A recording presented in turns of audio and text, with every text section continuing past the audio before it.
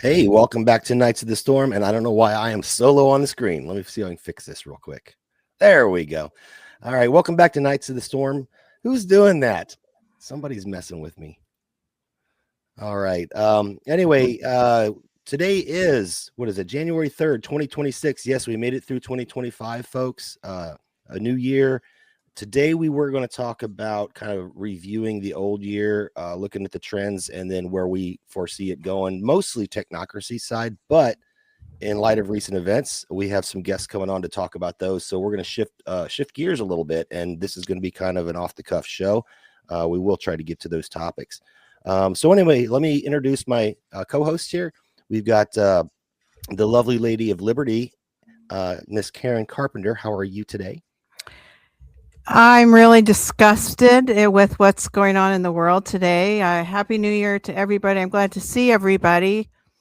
And is Vietnam or is Venezuela Spanish for Vietnam? It seems like history is repeating itself all over again. I'm glad to have Angry Tiger with us and to see Ashley and Jason. And great to see everybody in the chat.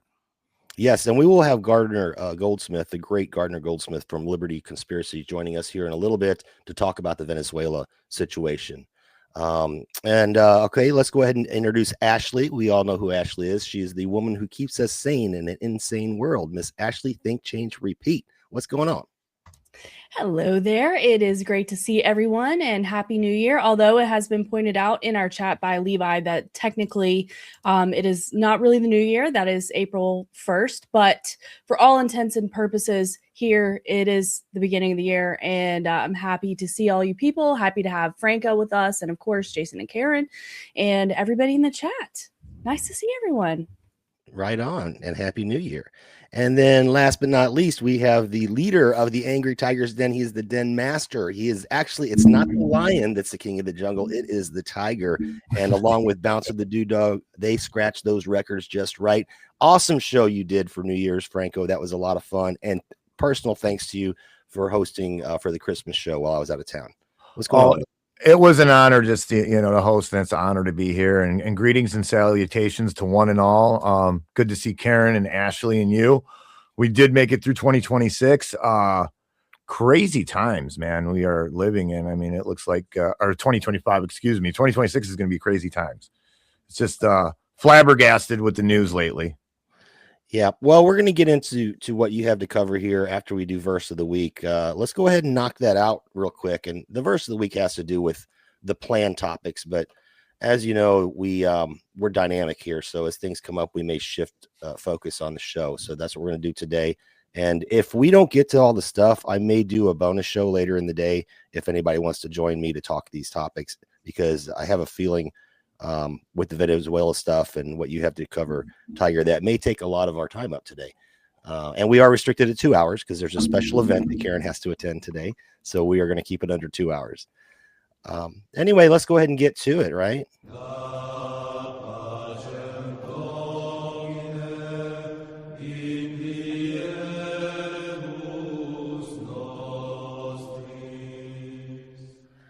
All right, this we've covered these before, but not all three of these together. This is Revelation 13, 15 through 17. And the reason I picked this is because what we're seeing in the technocracy side of the world, and what I had to talk about was data centers, AI centers, communications networks, medicine, 6G, all that stuff actually ties together. Biometrics all ties together, and it just reeks of Mark of the Beast stuff. So I'm going to go ahead and read this. The second beast, this is again Revelation 13, 15 through 17. The second beast was given power to give breath into the image of the first beast, so that the image could speak and cause all who refused to worship the image to be killed. It also forced all people, great and small, rich and poor, free and slave, to receive a mark on their right hands or on their foreheads, so that they could not buy or sell unless they had the mark, which is the name of the beast or the number of its name. And we all know that to be 666, right? And kind of hard to decode that, but you're talking about not buying and selling. I have a lot of little video clips here where people have already experienced this, where they can't draw money from their bank account, they can't buy food. yeah, it's getting there, and they have the ability to do this. And one of the things I wanted to talk about was planned obsolescence, where we're going to be forced into this system. Right now, a lot of this stuff's voluntary, but the carrots are out there. Eventually the stick's going to come. And I've experienced this in the last week or so, where they're beating me with the stick to try to upgrade to the next thing. And the old thing doesn't work anymore. It's a pain in the butt to make the old thing work. It's not supported. You've got to go with a new thing. And the new thing is tied into this massive data collection and consolidation thing that Palantir can basically, it doesn't matter what service you're using. Palantir can look at it all, combine it all, tie it to a social credit score, maybe a carbon credit score, and your buying and selling will be locked off. And good luck paying cash, because people are stopping the taking of cash now. That's where I see it going. That's just in a nutshell where I see us going in 2026. Ashley, your thoughts on it?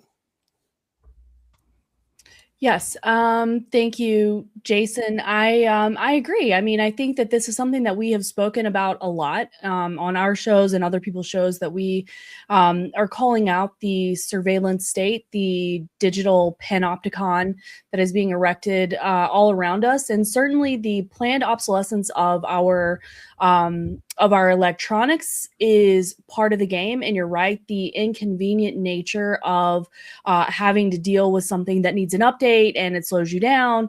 And I know that a lot of people think that these things are maybe not important, but actually they are, or they think that people should put up more resistance. However, when you are a busy person and you're trying to live your life and you need your computer to work and you need your phone to work, and you have to be able to function. Like, I don't know. I wish that I was the person that was holding out on all updates, but I'm like, no, I'm updating my stuff because it's going to take forever. And meanwhile, I know that, the terms and conditions are being updated, and they want your firstborn and all this kind of thing. So it's a weird situation to be in, but they do make it very difficult if you don't continuously update your stuff. Right on. Karen, your thoughts?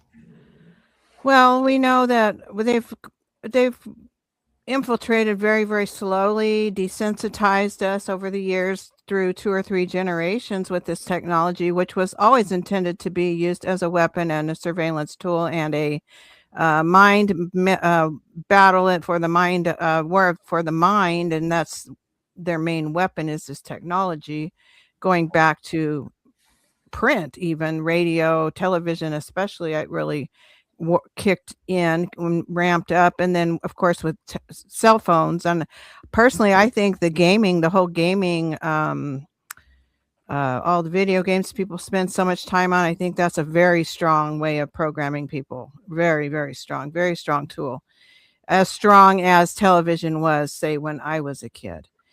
So sorry, this is no surprise that this is happening. Am I too low or something? No, I thought you were done. I was going to caveat something with the gaming. No, I just I'm trying to make the point that very slowly this has been integrated into our lives. And in order to be normal or to function, we expect to be, we are expected to use these things. There are people who do fight back, but you almost have to be a hermit in some ways. But I think it's more important than ever that we try to opt out in the ways that are available to us. And there are ways. For example, I have a music video to share that's 100% homemade. That's also makes political points and is very strong commentary. It's not homemade. It was studio made by an actual musician that had musicians. So, there are ways to fight back against this and to opt out. And I think it's more important than ever that we look for ways to opt out, but also not beat ourselves up too much if we have to use one of these things. I know I'm still using a cell phone, and I had to upgrade both my older computers died when I tried to start podcasting. They both updated, and so I had to get a new laptop. And of course, I've told the story before I even turned this laptop on, it had already downloaded everything that was on my old computer that was unplugged. So it got everything from the cloud, and I hadn't even signed into this this new laptop, and I was really upset about that, very angry. I wanted to keep something separate, but that's becoming impossible, and we understand why. And I'll stop there. Guard, it's great to see you.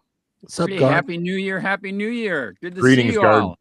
Hey, good to see you, man. And thanks for the invite. I really appreciate it. Happy 2026. Yes. Right on. But yeah, Guard, we just did the verse of the week, and I'm sure you're familiar with it. It's talking about the mark of the beast stuff. And we'll get to later on talking about technocracy and where we're headed going into 2026. But we're going to go ahead and throw it to Franco. What do you think about the verse of the week, brother? Well, you know me, I don't like trying to extrapolate, cryptic messages out of the Bible. That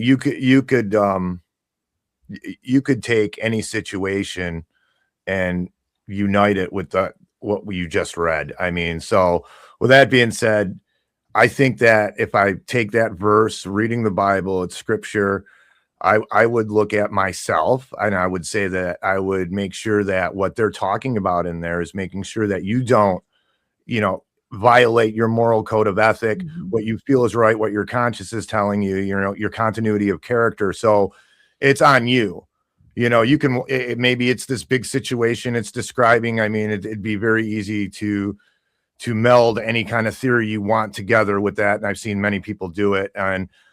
But on a personal level, I think it's more of you don't partake in these things from the beast. Guard your soul. Watch out. Look out for the begullying that's going to go on. And it might go on in this way.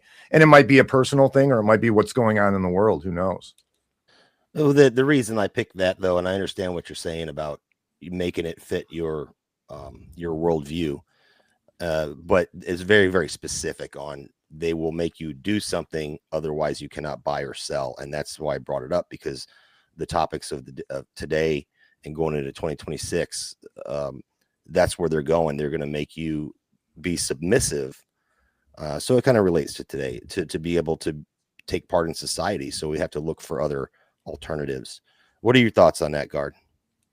Well, for a long time when I would hear that, I would have conversations with my mom about it. And to me, it definitely spoke of some sort of literal governmental control, and the question of the beast, as in the devil, and how is the beast translated or put forward through mankind's actions. And to me, of course, that is the faceless mechanism of the state. And so when the state applies itself, there are lots of different marks of the beast, and whether it's licensing, social security number, it's a requirement to be able to open up a business. Those are all marks of the beast.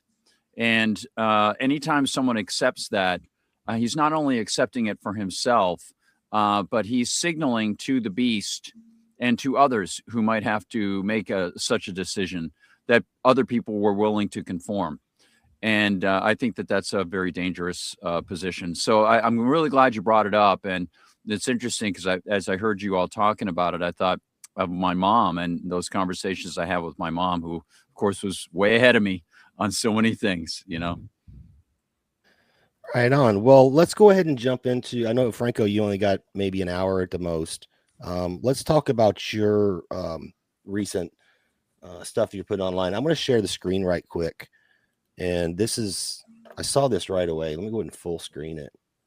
Yeah. So if you didn't see my video from yesterday, a couple of weeks ago, I seen this guy on a Facebook reel. Someone sent me burning the snow with a lighter, and it was acting really strange. And I'm like, you know what? I'm going to put this in the back of my mind. I don't even want to think about what's in the snow right now. Right. And it kept bothering me. And yesterday I had the chance, I had some downtime at work. So I was like, you know what? Let me do that. I don't know why. My tail got tied in a knot by some unseen force and said, do this.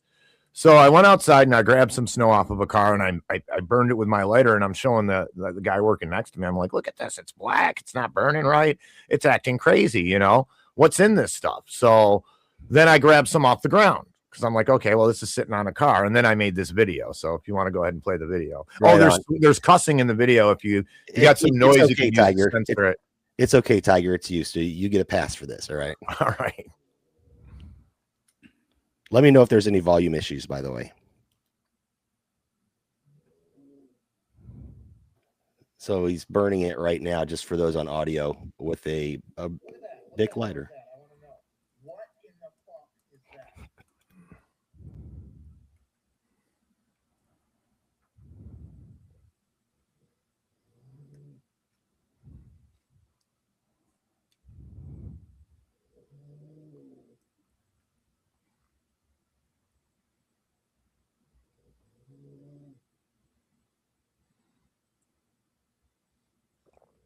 I can't hear it at all.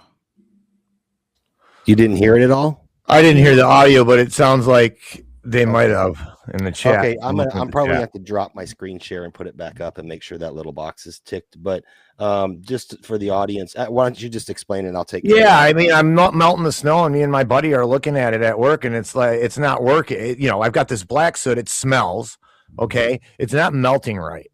So that prompted me to do a video last night, and I did some. I came home, ate dinner, and started looking into this stuff. Right. So I started looking into it. I find out about the nucleation of snow and how they make fake snow, and that led me to that there's aluminum in all the precipitation because of the geoengineering, which is a very real thing. And then Mount Sasha over there, I think it's in Oregon or Washington, on the top of a mountain, there's 13 times the levels of aluminum that are supposed to be even in your drinking water, and there's supposed to be zero aluminum in precipitation. There's no reason for aluminum to be in the precipitation. So looking into all that, I'm like, wow, this is crazy. Maybe it's the aluminum, because I'm into fireworks. Like, hey, when you make fireworks, aluminum burns. It's an oxidizer, so it was making sense to me. All that was clicking.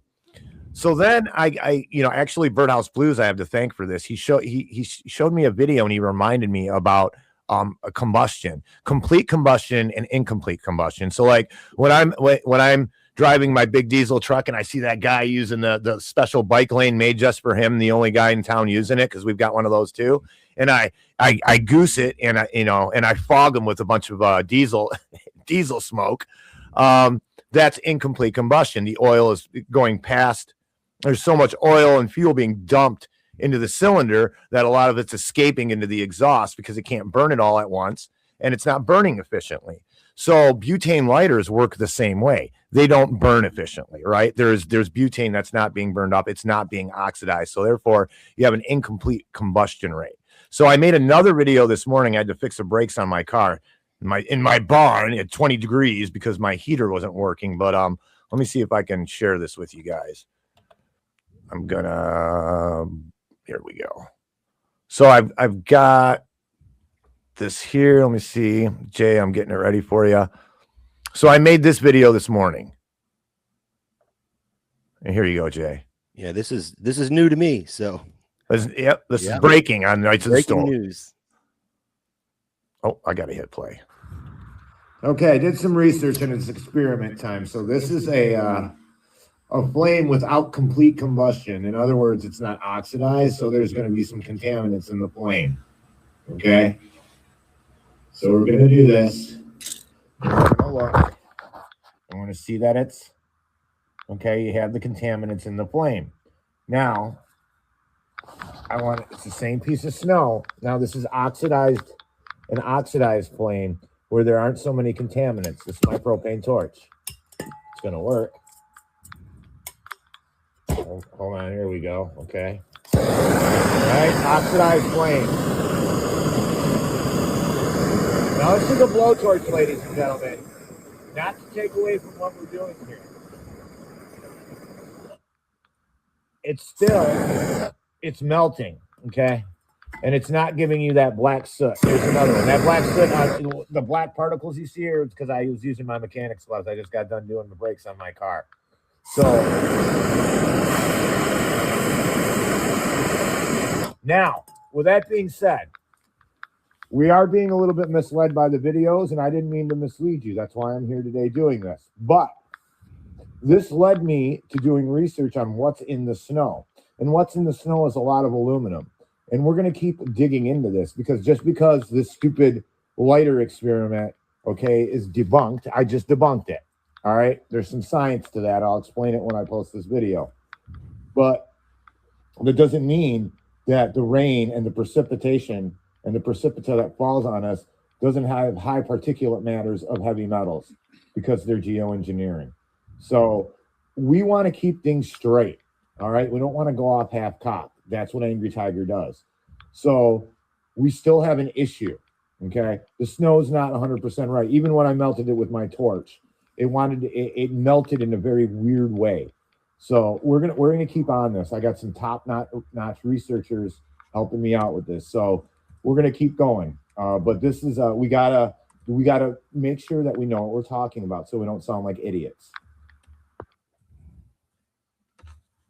Oh, that's great that you're so right, Tiger, that if we jump on the bandwagon of the latest thing, it takes away from what's really going on. So I'm glad you did that. And I actually have a video I'll play after everyone talks about this, about the stuff in the sky that I was going to play for something else, but it dovetails well with this. Yeah, actually, I think it was Lieutenant who pointed this out. Boy, that your chat moves fast. Ronnie Omelets, the snow evaporated, and he's right. Even when I hit it with the torch, it just started. It took a second, and then it just disappeared. So there's something going on with the snow. But here's my whole point. What this did was spur me. I want to thank Obsolete Man, and I want to thank Levi, because Levi's going to help me out with this. Levi is a hell of a researcher. And I'm going to reach out to Obsolete Man too, who's going to help me out with this. But the whole fact of the matter is this got me, down the path of seeing what's in the precipitation. This is huge. This affects our natural environment. Not only does the state, control the artificial system that we're stuck in, now they're ruining it. So even if I want to bug out and go into the woods, it's going to be very difficult. Mm-hmm. And I don't know how long, because they're destroying the environment in a real way, not in some leftist fake CO2 way. And it's disturbing. And then we got people on the internet trying to, melt snow with a Bic lighter, and it's getting, and they're misrepresenting it, and it destroys the message. We need a little bit more people to be on this bandwagon and not think we're kooky. But when we do stuff like that and we don't follow up, we got to follow up. Everything I reported on yesterday, I had to follow up. I made sure there were peer reviewed, however you want to say it. I went through a lot of documents to make sure that everything that I was reading to everyone was true. And that's what we need to do. That's our responsibility. So 2 lessons. Number 1, let's look at what the hell they're putting in the precipitation. And number 2, are the way that we present, even the people in the audience, information to other people is extremely important. Well, the credibility is what's important. And I remember when we started this show, we constantly referred to government documents, peer-reviewed studies. It got a little dry doing the reading. We kind of moved more to open conversation. But yeah, we got to be careful not to walk away from the science of it.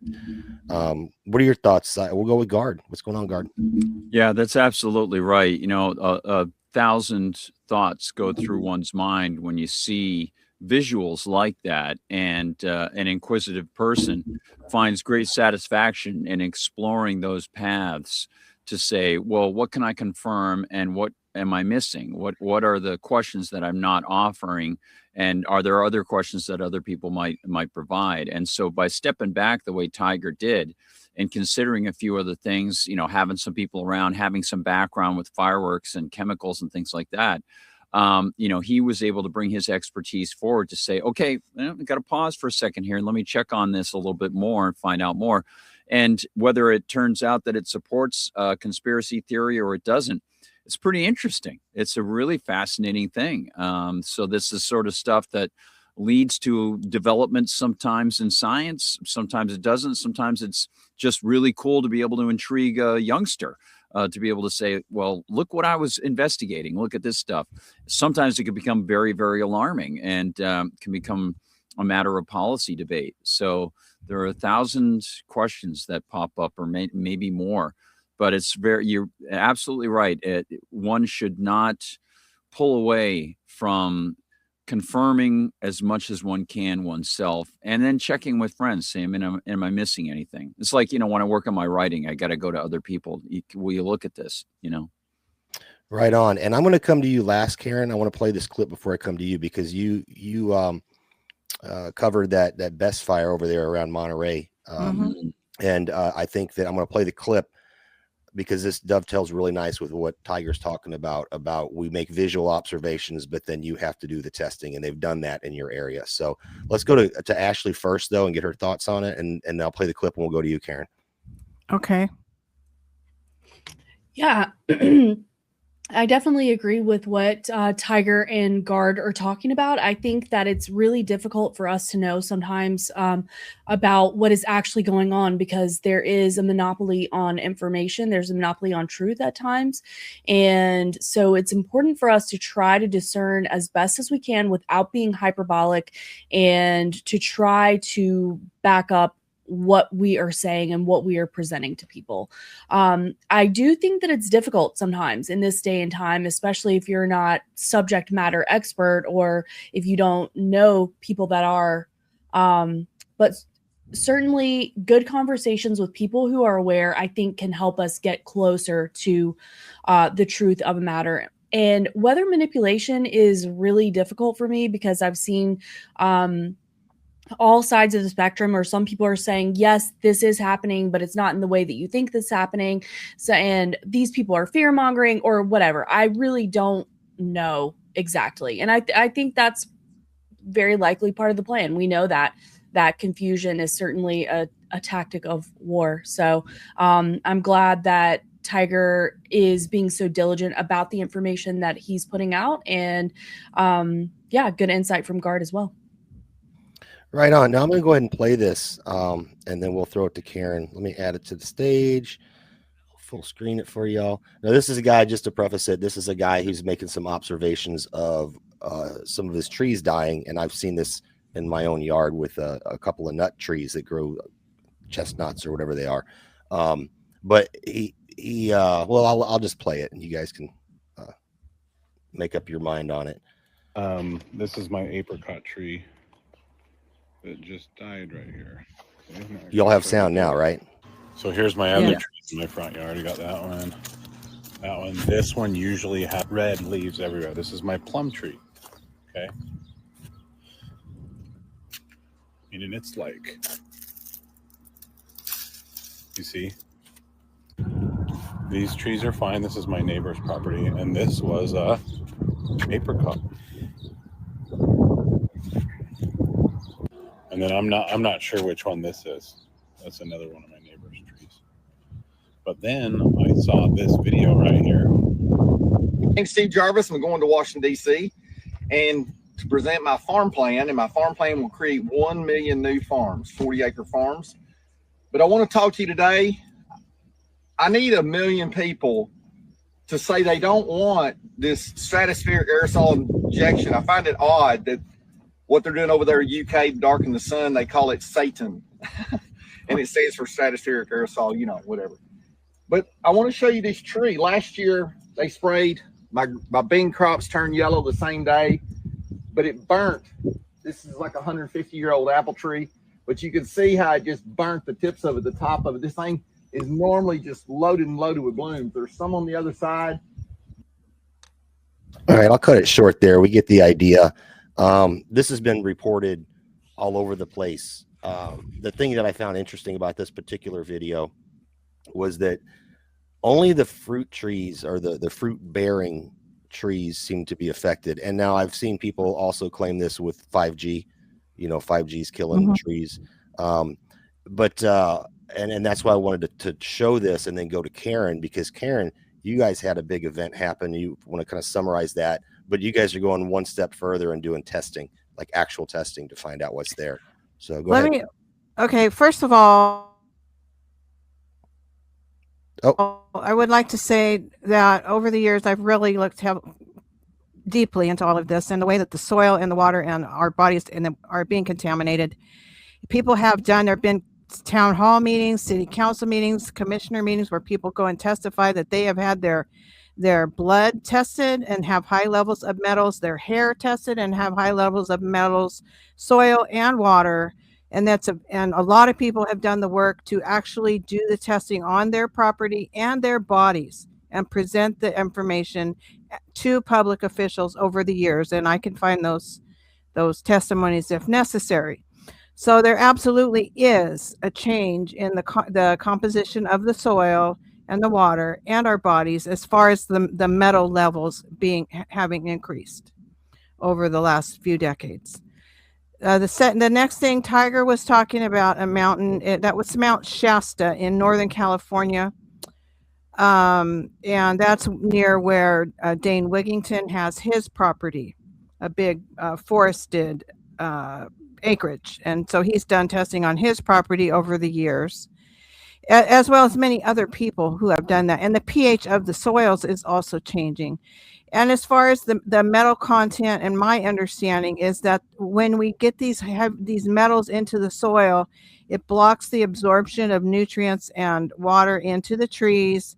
And then it makes them more susceptible to things like a bark beetle. So you've seen these infestations of bark beetles spread across vast tracts of forest.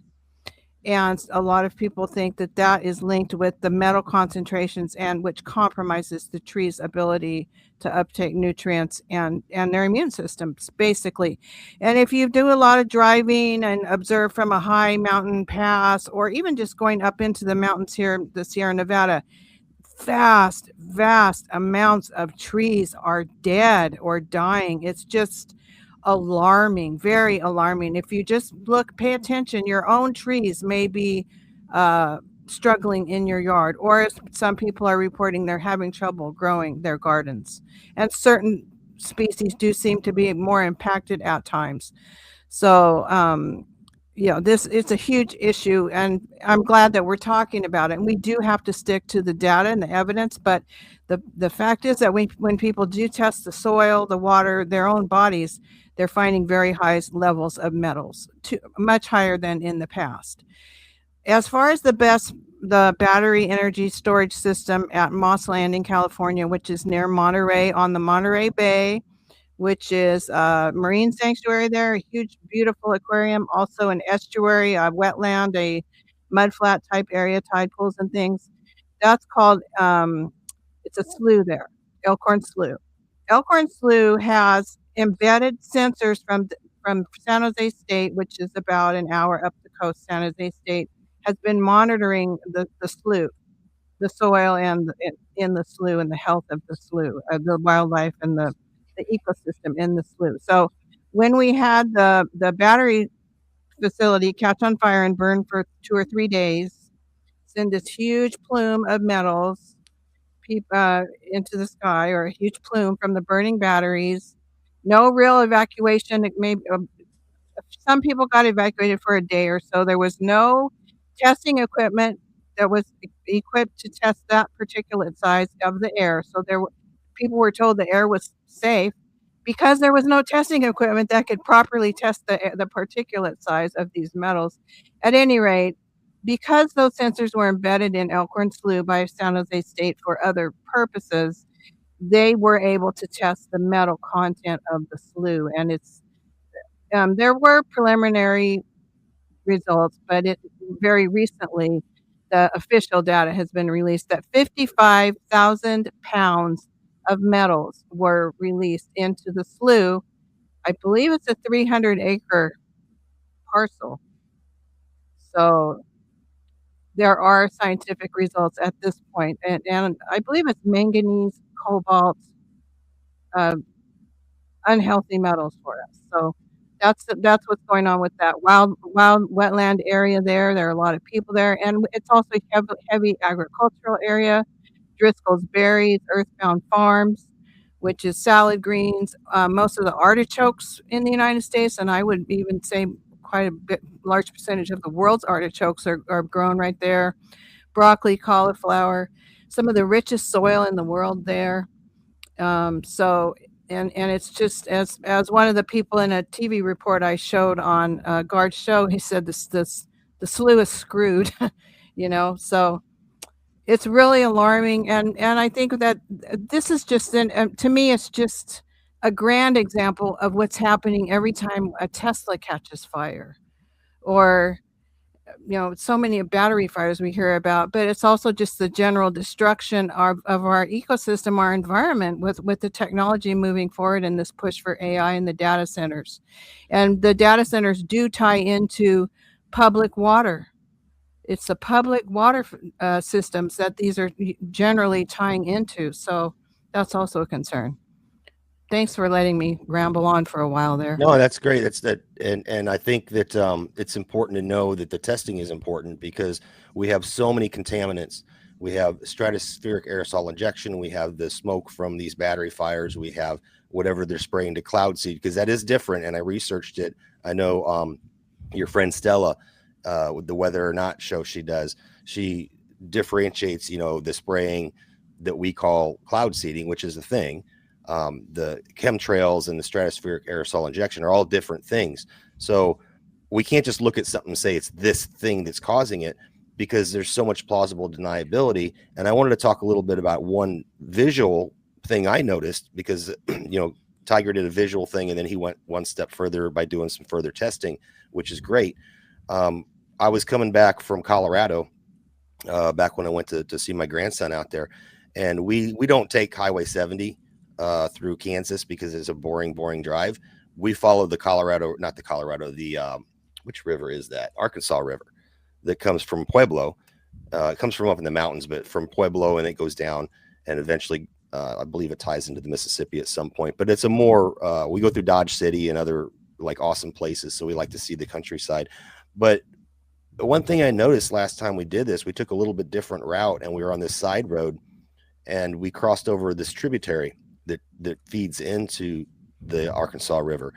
And as we were crossing, and it's not a huge creek, maybe like 30 feet wide, but it's pretty much, you could tell by the topography there that it's fed by all the fields out there. And what I noticed as we were passing it kind of caught my attention. All the trees, there were this big grove of trees on either side of the road. And the trees starting from that river, or that creek, I would call it a creek, about 50 feet inward were dead. They were down to the bare wood.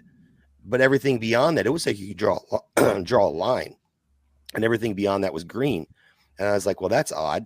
They must be getting poisoned from the water.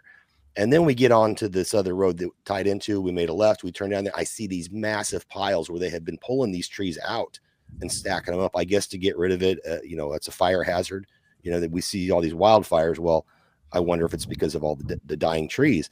But my point is, I could look at that and I could say, well, that's from spraying in the sky. Or I can also look at it and say, well, maybe that's because this is drained off from fields and they're using Monsanto products. And that's kind of wild, because I don't know if you guys are aware of the Section 4, was it 453 or something like that, where they're getting rid of liability for these companies. Mm-hmm. But anyway, my point being that testing is required before we go making accusations of it's this or that or the other. Similar with the vaccine industry, we don't know what causes illness. We can't point to one particular vaccine or one particular drug when it takes a long time for it to happen. And the same thing when we talk about plants and stuff like that. So good on you, Tiger, for being diligent with it, and good on California for testing and continuing to test to find out what's happening there with the soil. Can I make a clarification real quick? So, I'm not sure the 55,000 pounds of metals. I'm not sure if that's the entire content of the batteries that burned, or if that's the amount in the 300-acre parcel. But there were 55,000 pounds of metals released either way. So I just wanted to throw that in. This goes back to everything. I think, even in the technology, the AI, all this stuff. Ideas that look good on paper and will be good in the market from a market standpoint, and are innovative and are bringing us into the future. Okay, when you look at it from that obtuse market standpoint, well, again, like I'll repeat myself, crack cocaine's a great idea if you look at it from a market standpoint. But let's look at the impact that all of this stuff, including, like you would with a drug, what's the impact of this stuff? What's the major implication? And you look at the technology, and it seems that everything we come up with destroys the environment, destroys our body. There's always this unintended consequence. And because we're not looking at it from that long-term point of view of, hey, what are the many facets that this is going to affect? And nature and the human body are so, we don't know as much as we think we do. And it's so intricate and it's so well put together. When you start moving things, it's like a transmission. You can't start moving stuff around. You can't start adding, taking away from this beautiful formula that we have, this mechanical mechanism of the environment and of our bodies, and expect there not to be any, damage. Right on. Any thoughts, Guard, Ashley? Yeah, I would just say that, hearing anecdotal stories about this sort of thing, every anecdote is a piece of data, is a datum. And I would defer to the people who work in these fields, like Skunk Hollow, and what is he seeing with his plants, or people I know who own apple orchards in this region or in those regions where those people on hand are saying, look what happened to my tree. That would then inspire me to say, well, are we seeing larger reports of this sort of thing? For the people whose livelihoods depend on this, they want to be watching this very closely. And I would turn to the independent people, not the people who would be connected to any sort of corporations or government favors or anything like that, because I wouldn't really be willing to 100% trust those people, because they might be trying to toe a particular line, because they might be getting backdoor assistance from the government or special favors or something.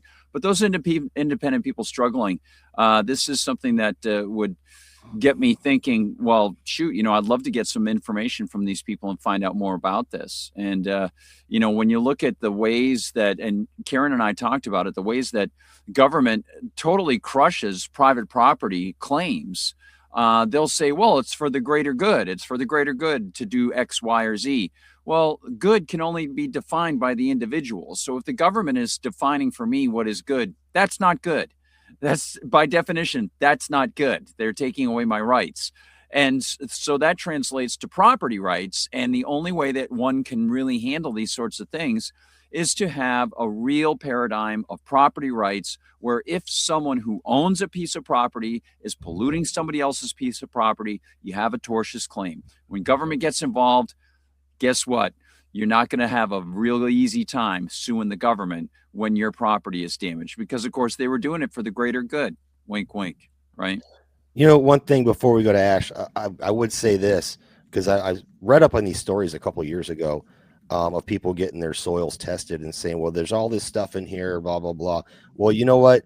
You can't prove that it wasn't always there if you don't have a baseline to go off of. So some people do, though.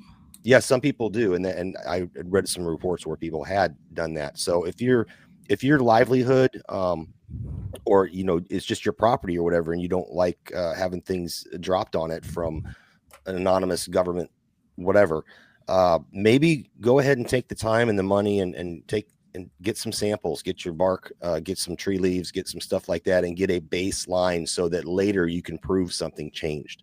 I think that's something that we should all do, especially if your livelihood depends on it. Your thoughts, Ashley? Yeah. This is not my area of expertise. I just would caution people to be open to different points of view. Karen brought up Dane Wigington. If you subscribe to Jim Lee, then he is not a fan of Dane Wigington. And I'm not either. That he's a grifter and I'm not saying you are. I'm just saying that there are people that are, that have differing opinions on this subject, and they seem to be pretty competent. So I'm just telling people, be aware of at least considering a couple of different viewpoints on that. And I think there's some other factors to consider. Some of these things could be from widespread use of glyphosate that is literally sprayed. And we know that the government will just spray wide swaths of land with glyphosate. And there was a podcast that I had listened to a while back from a ranger in Canada. So I think almost everyone is familiar with them essentially shutting down the forest to people in Nova Scotia, late summer, early fall. And they had done this because of the fire risk. But then in this podcast, this forester is talking about how there was only one province, and let me know if I'm wrong in the chat, but that had stopped using glyphosate in the wilderness, and their fires were minimal after that. But the rest of the provinces continued to use and mass spray glyphosate. And they also did things like what we would have seen in, in the Los Angeles and the Palisades fire, that there was poor brush management and things like that. They had removed the observation towers because they said that people would be the observers now, and that they would be able to call this information in from their cell phones.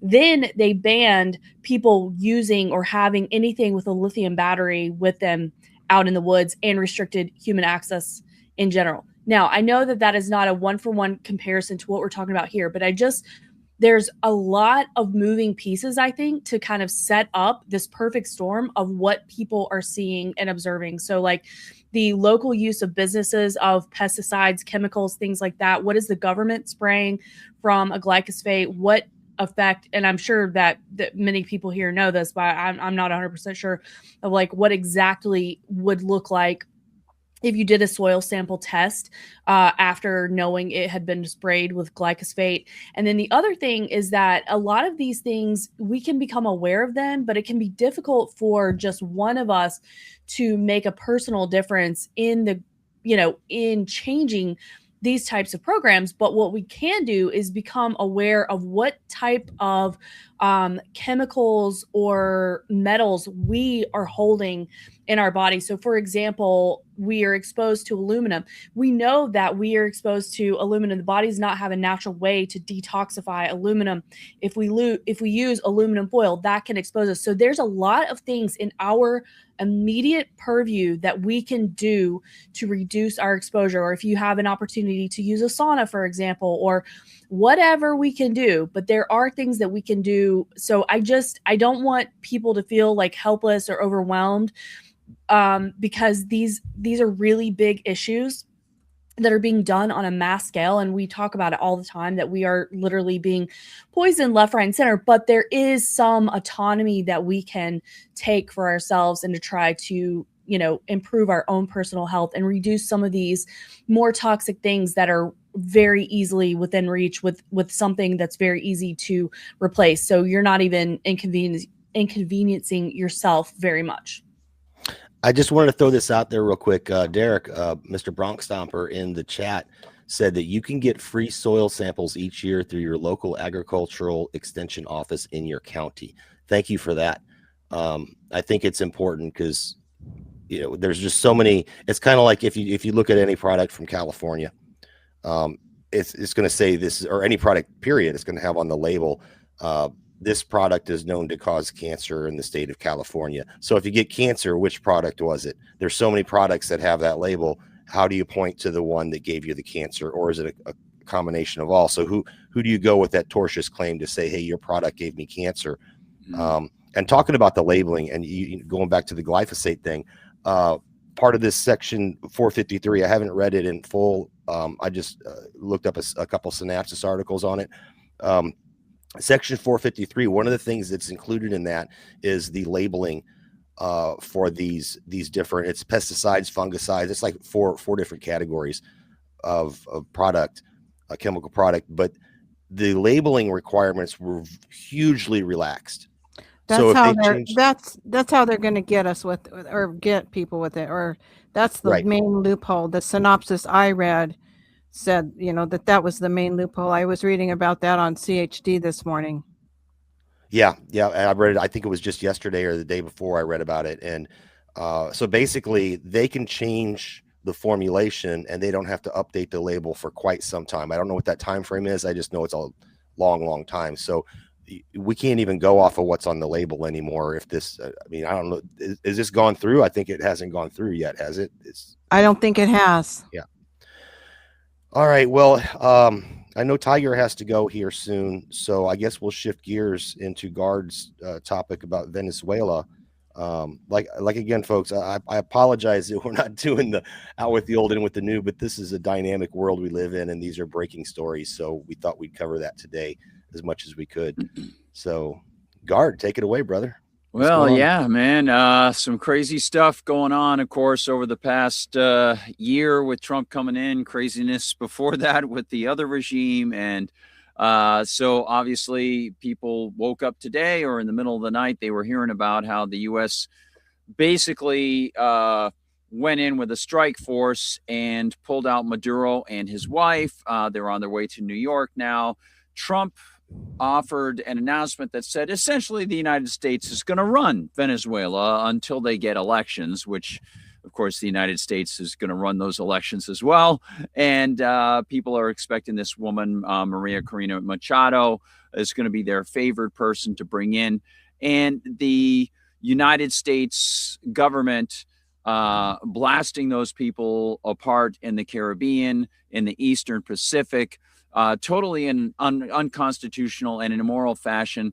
I mentioned on America Unplugged today, it reminded me of when Donald Trump years ago said, people love me so much, I could walk down whatever street, 42nd Street or Times Square, and shoot somebody in the head and get away with it.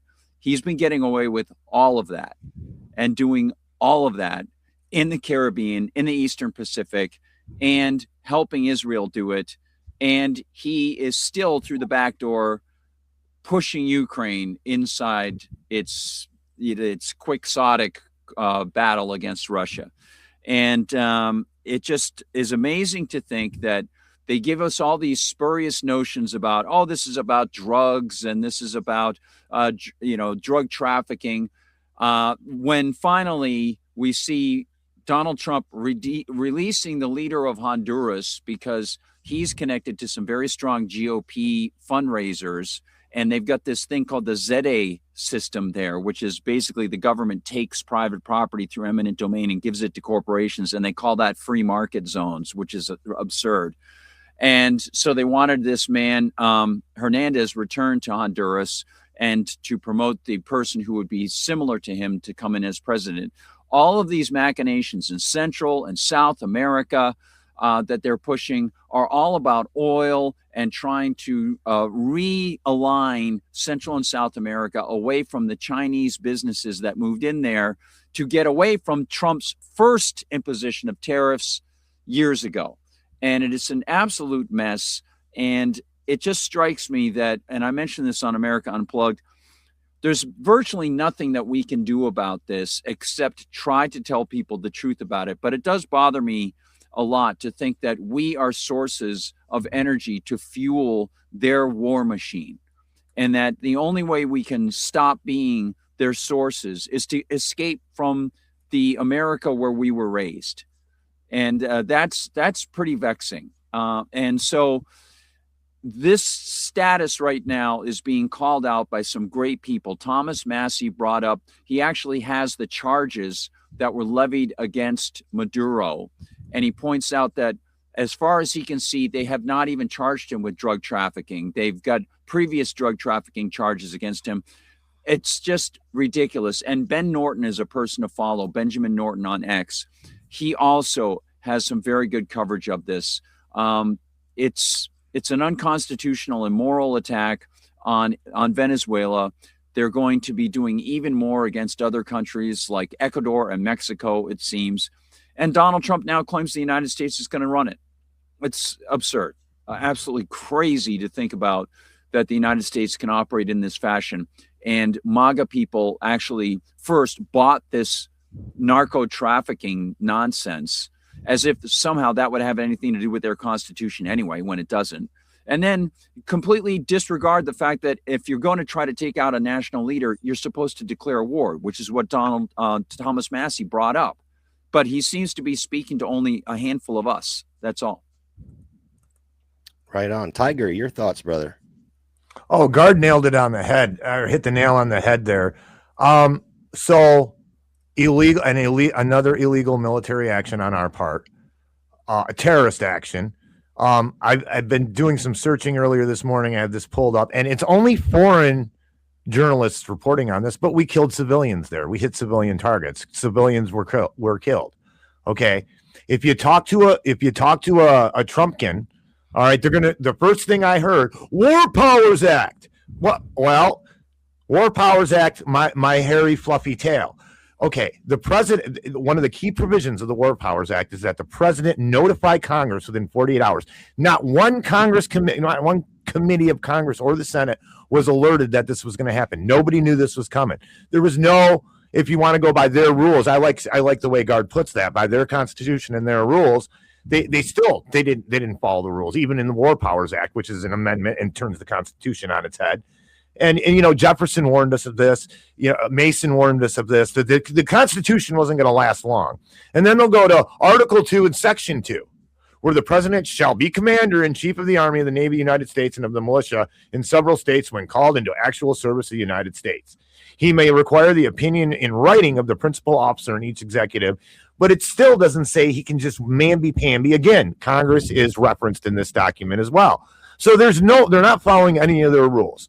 And in our name, as Guard, can I interrupt real quick? I got to throw this in while it's in my brain.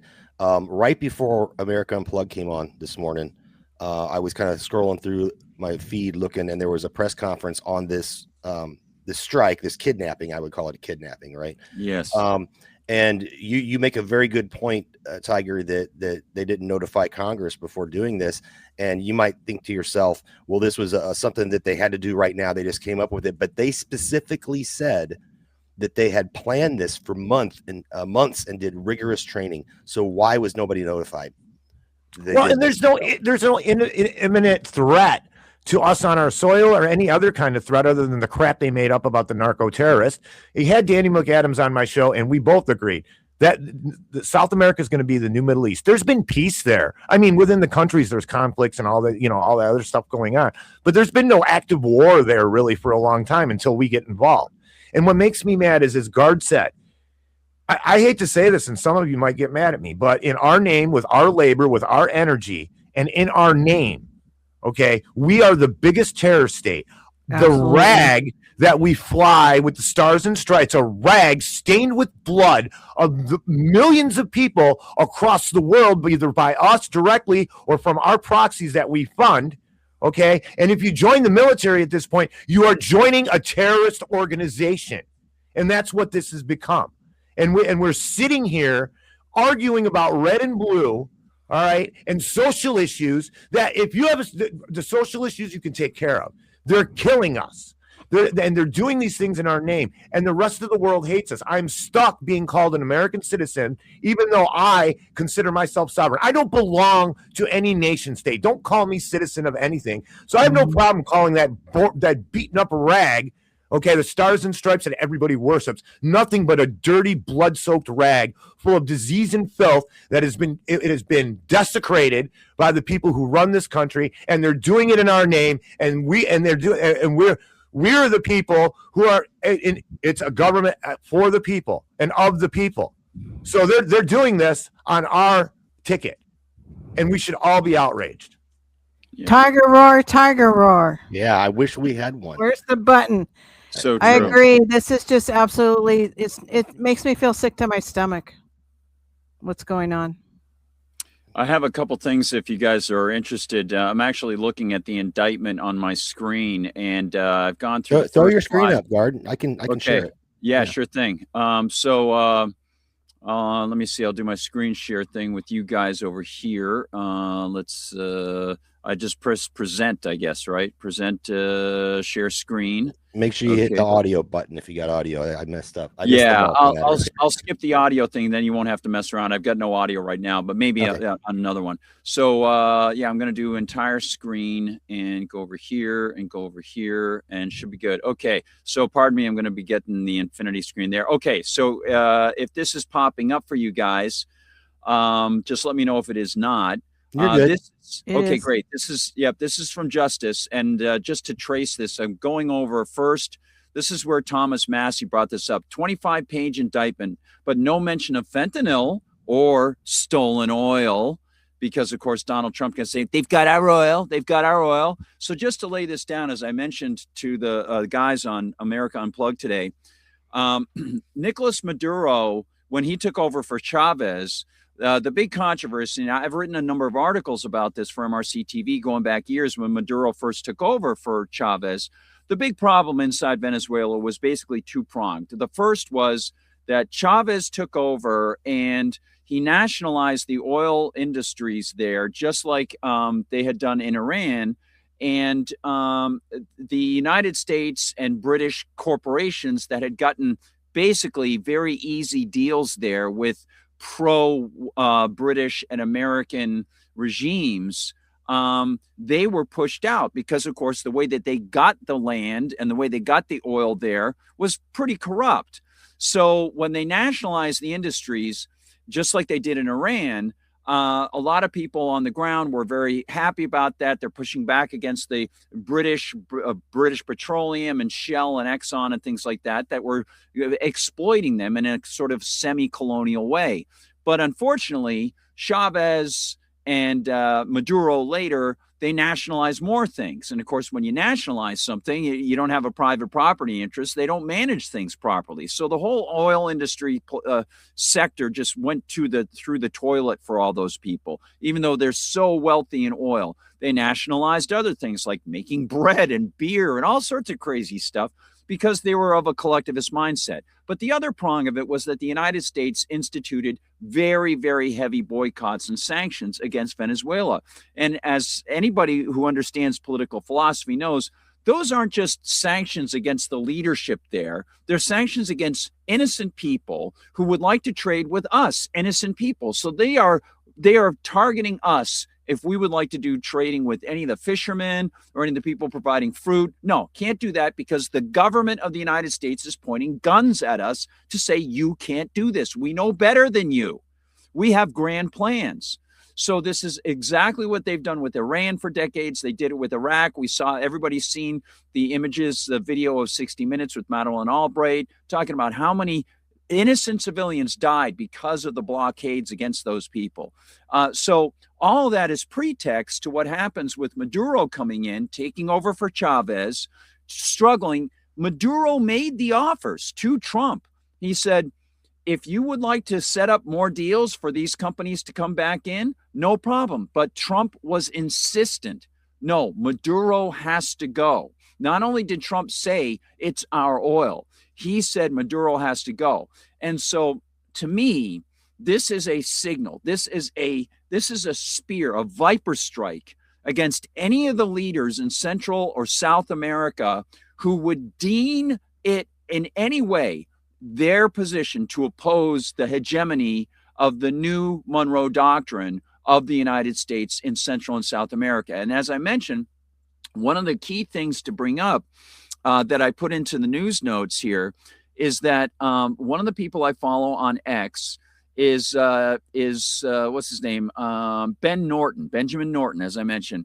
Ben Norton was the first person who sort of clued me into the fact that during Trump's first administration, a lot of Chinese manufacturing interests moved to Central America and South America to get closer to the United States. And then they were trying to keep ahead of Trump's tariffs. So they would move and then Trump would apply another tariff. So first they moved to Singapore, some moved to Thailand. Then he applied new tariffs to Thailand. So then they moved over to places like Ecuador or wherever, right? So they've got these interests, these business interests in Central and South America, and the Americans do not want that. So they're working in any way they possibly can to lock that up. And a lot of it has to do with trying to maintain the US dollar against BRICS. They want to create a Western hegemony versus the Russian, Indian, South African, Chinese hegemony that's been growing so much because the dollar is worthless. So again, all that is essentially pretext. And then to get over to the screen, just to show you, again, if you look at this, just check this out on the screen. It says at various times in or about 1999, Venezuelan officials, including Nicolas Maduro Moros, Deseado Cabello Rondon, Roman Rodriguez Sachin, and defendants have partnered with narco-terrorists, a completely useless term. Narco-terrorist is utterly meaningless. And get this, they literally name one, as we know, which is fictitious, the Tren de Aragua. All right, so Tren de Aragua was created by the CIA. That was created by the CIA. And then this one, the Sinaloa cartel, as I've mentioned, between the year 2000 and 2012, and people can look this up right now. Open up a new tab if you want to. Just look up between 2000 and 2012, the DEA literally worked with the Sinaloa cartel in the United States, gave the Sinaloa cartel weapons in Mexico, and gave them free rides in cities like Detroit and Chicago and New York, because they said, we're going to work with the Sinaloa cartel to keep the smaller drug dealers down. They basically helped them create a monopoly there between 2000 and 2012. So they're literally naming organizations the United States government helped prop up, or fantasy companies, organizations that the United States helped prop up. And then down here, you'll see this on part 5, when they say the defendants, Nicolas Maduro Moros, the defendant, a Venezuelan citizen, was previously the president of Venezuela and is now, having remained in power despite losses in recent elections. Those elections were covered by the Carter Group.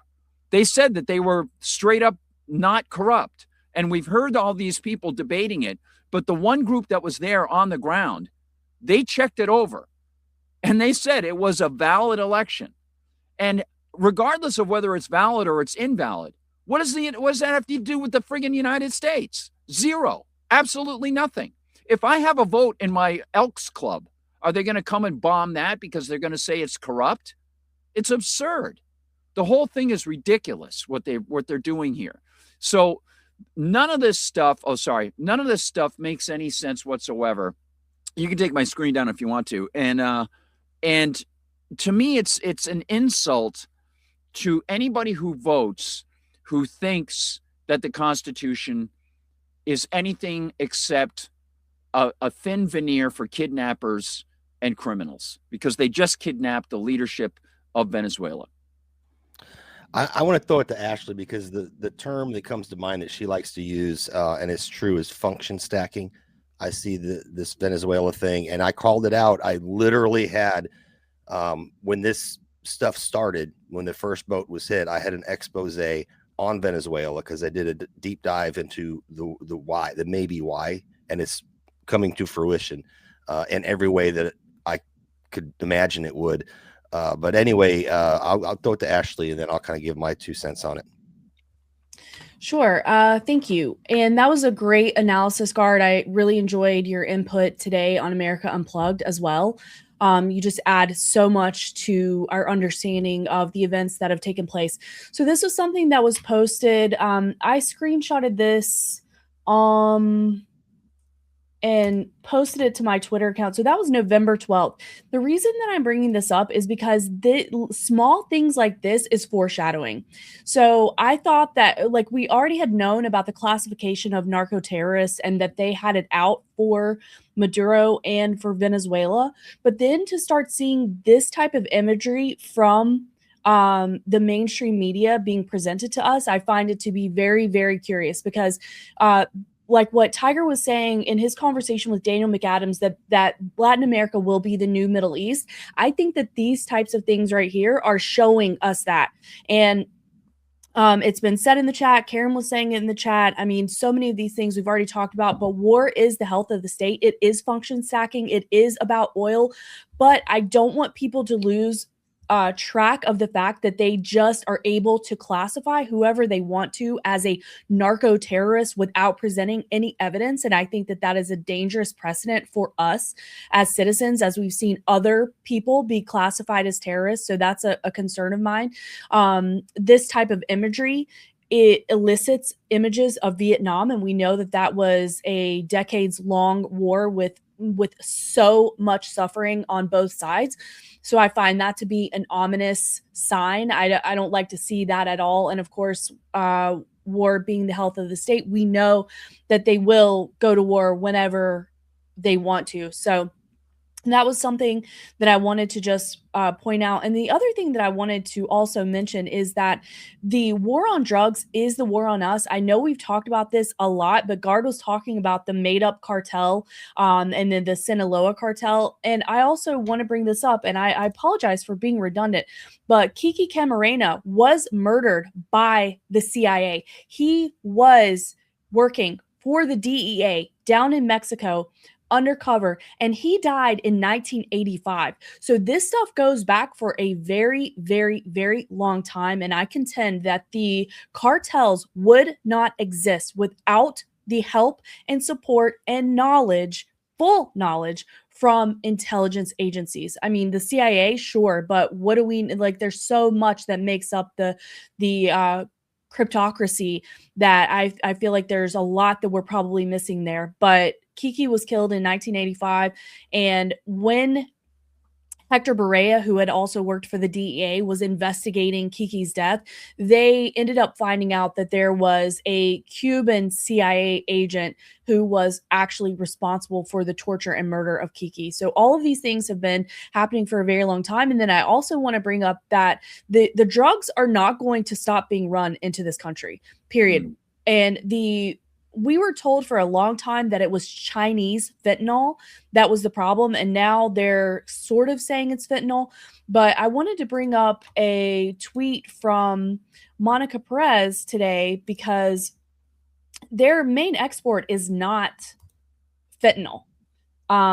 So let me see if I can grab that really quick for y'all. And while you do that, Ashley, I should distinguish. I do want to bring up, it was the Cartel of the Suns that was basically a name created by the CIA for a brief period of time. And Tren de Aragua is a real drug running group, but they have not found any evidence of them being tied to Maduro or anything like that. In fact, Maduro has tried to help stop some of the drugs. And so I just want to make sure that I made that distinction. Yes. Really good people on this. Yeah. Anya Parpil and Max Blumenthal have been great on this. And that guy, Ben Norton is good. Judge Napolitano's doing live shows today also. He had Larry Johnson, and he is also having Colonel McGregor on today. And I followed Ben Norton when you mentioned him on AU. Back to you, Ashley. I just wanted to say, so Monica's post said, search Maduro in your Twitter feed right now. Uncle Elon taking sides much? The narrative that Venezuela was using its coastline to help Colombia distribute fentanyl-laced drugs makes no sense on any level. Venezuela has the largest proven oil reserves on earth. It's not a narco state. Colombia has its own coastline, and coke is their export. Fatal fentanyl is a substitute for Colombian coke. Venezuela's position as a non-aligned oil state, as well as the fact that Maduro strongly supports Palestine, are the real issues. The empire invaded a sovereign nation and kidnapped its legitimate leader and his wife. The list never ends. Hashtag another peace president. So I wanted to bring that up because I thought that was a really good summary, but there's so many threads that are happening for this particular issue. We do have oil. We have continuance of the forever wars. We have what is possibly, and I wanted to get Guard's take on this, but Monica used to talk about the fact that NAFTA was really important in kind of setting up this like polar world. So then we would have like the United States, Canada, Latin America, and that would be the entity that opposed BRICS. And no matter what, you always have to have the other, like out of 1984, like we've always been at war with Easter-Asia or whatever. So I wanted to get Guard's take on that, but I think there potentially is that setup of that dynamic there. And then the continuance of the war on drugs, because not only are they able to take people off the board, particularly military-aged men who may be in a position to oppose what is happening, they are increasing deaths of despair. They are increasing contributions to the pharmaceutical or the medical industrial complex with rehab and Narcan and things like that. They are decimating communities. They are decimating families because people, once they are hooked in deeply with these drugs, they are likely not coming back out to be productive members and to have families of their own and to be in a happy, healthy, well-adjusted position. They're able to fill up the prisons. They are able to use that as a war in certain cities if they want to bring down the standard of living. So the war on drugs, even though this is a huge talking point, it is going nowhere. It is way too convenient for the powers that shouldn't be. I'd like to also get your opinion, Guard, about this alignment would be an American technate also, if you look at the technocrat agenda or the technates. But I was curious also about Iran and the role that Iran had being close to Maduro, et cetera. So, well, I'm so glad that you all brought up Ashley also bringing up that Maduro had been supportive of the Palestinians, because that was one of the early triggers that seemed to really set off Donald Trump, because I think Netanyahu lit a flame under his butt. But the technate side of it first, so Ashley, you brought up NAFTA and BRICS. So NAFTA preceded BRICS by about 15 years or so. So BRICS first popped up in 2001. It was a term that I think a writer came up with, and then they adopted more solid BRICS officialdom around 2005, 2006. But of course, NAFTA was, in the 1990s. And so NAFTA, as far as economics goes and freedom goes, NAFTA would have been great, regardless of what people say about a giant sucking sound and stuff like that.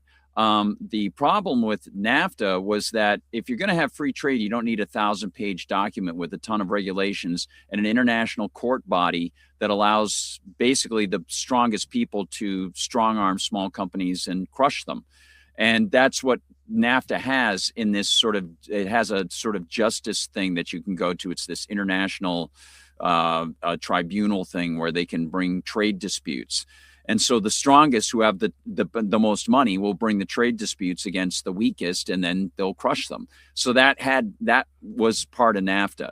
And so that's a problem, obviously. So BRICS arose essentially.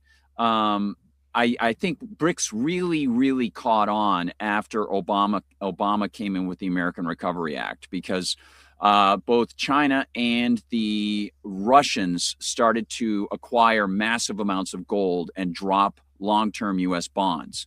Because once they injected the trillions of dollars into the economy that came with the American Recovery Act under Obama, a lot of people realized that when they were going to get their long-term bonds paid back, they were being paid back with much less powerful dollars.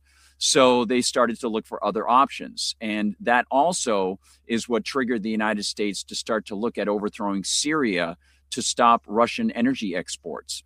The Arabs didn't want those Russian energy exports either. And of course, it was all part of a larger plan to knock out those, X number of countries in X number of years that were all part of Wolfowitz's plan and the larger campaign for a new American century. So they all tied in together, along with a lot of Western oil interests and so on, to block that Russian energy interest, which is exactly what they've done with this battle with Ukraine. They've blocked as much as they can. And all they've done is harm Europe and harm American farmers and American consumers who could get their fuel for a lot less. And so I think part of this is a triangulation on the part of Trump to try to get his hands on further oil resources, because they are going to continue to try to block Russian energy resources, which is just stupid. It's fungible. It's liquid. It's going to get to those places one way or another. It's just going to cost more. So it'll be shipped through India. It'll be shipped through other places. It'll just cost more. And the other parts of it, there are other little trigger parts. Like there's this place between Armenia and Azerbaijan that is like a little exclave that Trump just claimed control over for 80 years, which essentially will lock Iran out of being able to get in contact through Turkey, through trade to Russia on the ground. So there's a lot of things that are going on that the United States government is doing that are setting things up to try to block those BRICS countries. And you mentioned the technocracy. So I'll bring that in as well, and then sort of round things off with the Iranian consideration. The technate, I think it's opportunists on top of opportunists again. Whether it was technology groups or whether it was oil groups, if we were back and this were happening 10 years ago, it would be about oil. Now it's about oil, and also in Central America, it's about investments that some of those big technate companies have, like Palantir, with the ZAs in Honduras, and leveraging that as new power bases that, whether or not they have set plans in the United States, they know it's going to be really good to be close to these corporations that now own land in Honduras, and they're going to be given money to help get people elected. And that's exactly what I mentioned on America Unplugged, is that Haley Barbour, the former governor of Mississippi, and Rick Scott's two largest or most central staffers, they formed separate PR lobbying firms that together got over $1.2 million just recently from interest groups in Honduras. There's these connected to these ZAs, so-called free market zones in Honduras, to basically get certain people elected. And they've given tons of money to Marco Rubio, tons of money to a lot of other people like Rick Scott, and they have a massive amount of influence. And that's why Hernandez was released from prison by Trump, because Trump was using that to try to make good with the new election that was coming up in Honduras, which is now going to be pro-ZA, pro-Palantir, pro many of these technate companies that are, looking to get their slice of the pie. So I think it's a combination of the oil interests, the technical companies, and of course, rare earth mineral companies as well. And finally, on the Iran thing, I know that Iran, they've got some trade deals and so on going with Venezuela. But I don't think that there's, anything necessarily nefarious about that in any way. And obviously, not that there would be. And I think that knocking out the leadership of Venezuela also serves further to isolate Iran, probably. Good point. Right on. I think Tiger's got to take off here, so let's let Tiger do his closing thoughts and plug himself. Really quick, I got a friend in Brazil, a fellow DJ friend that I talk to usually once or twice a week, and we usually talk about music and technique and stuff, and he's been, they're worried. All the South American countries are worried. They don't want to become the new Middle East. They don't. Some countries are arming their citizens. There's all kinds of messages coming from the government to the citizens how to prepare for any kind of strike or an airstrike, and they're not used to this. It'd be like us. They've never faced anything like this before, and it's a horrible thing. And I know I get angry and I rant and I rave about this, but really, I mean, they're doing all. How can you be a proud American right now?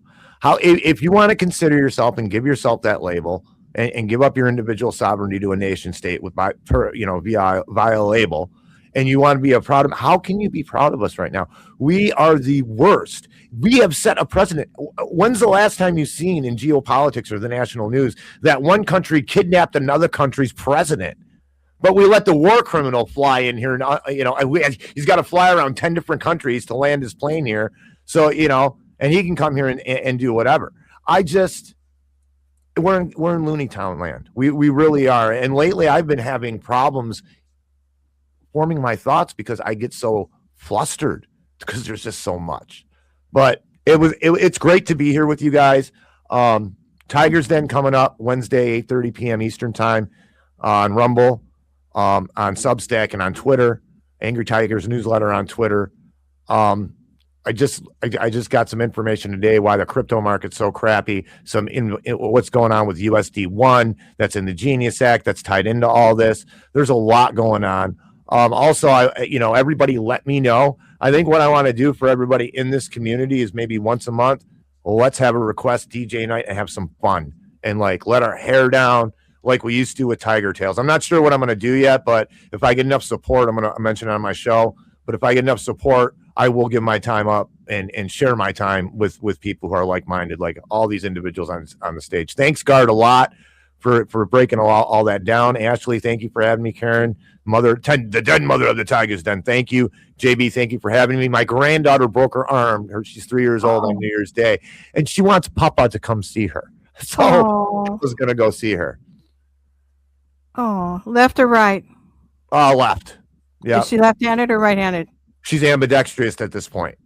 Oh, wow. Interesting. Yep. Well, prayers for fast healing. And thank you again, Tiger, for coming. And thank you again for taking the show last week as lead host. That was pretty awesome. And it was a good show. Really good show. Thanks a lot, everybody. See ya. See you, Thank Tiger. you. All Hey, right. guys, I do have to say I'm gonna have to fly too. Unfortunately, I'm gonna have to go. I wish I could stay, but I can't. Thank you for So, joining us. oh, thank you for having me here. You were all just angels. Tiger, love you, man. You guys are great, and I'm so glad that I get to start the year with you all.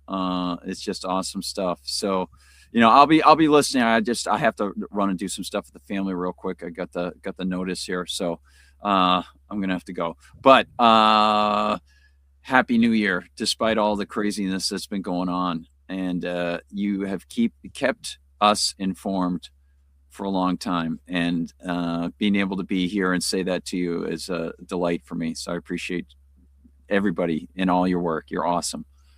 Thank you, Guard. So good to see you. Thanks, Guard. Okay, guys. Have a All great right, weekend. call you later, brother. Okay. All right. Peace. Peace. Peace.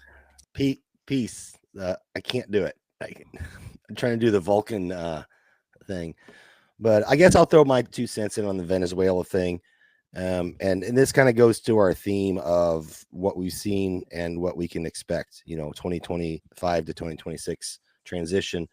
And I actually want to back it up before then, when it comes to Venezuela. So one thing I noted before I got out the Army was that we were transitioning from a, not just the transitioning that y'all know of with the high heels and whatnot and lipstick, but transitioning from desert warfare, which they had trained on since the 2000s, to jungle warfare. So my instinct was, okay, we're planning on putting boots on ground in Ukraine to take on Russia. So we're changing our tactics, going kind of back to the same way that I trained with the Vietnam style. They even changed our uniforms. At the time when we went to the desert, we changed uniforms, and then we went back to kind of an OCP, which worked well in woodlands. But my point is that this Venezuela thing has been building. It's been building, right? So we changed our tactics, we changed our uniforms, and I'm trying to figure out, looking at trends, trying to figure out why, and then see where we're going forward in the future. I'm not going to try to make I guess I'm trying to make predictions or just, assumptions of maybe what may become, so I don't know what to look for. But let's just take a look at what has happened. So we changed our war strategy. And then all of a sudden, Trump renames the Gulf of Mexico to the Gulf of America. And I thought that was a boastful thing at first.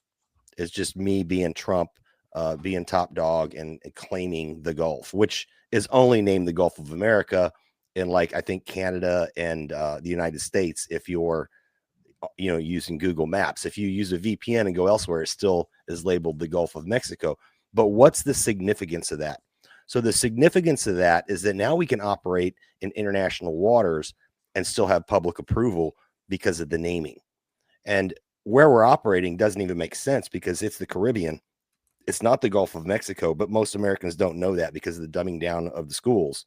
They just think that it's in the Gulf of Mexico or that we own that water. So they did that. Okay. And I'm kind of building up to the history here. And I'm like, why are we shooting these boats? Why are we blowing up these boats off of, in international waters and sometimes in their waters? And it's their waters. That's an act of war. And they're civilians as well. So it's actually a war crime.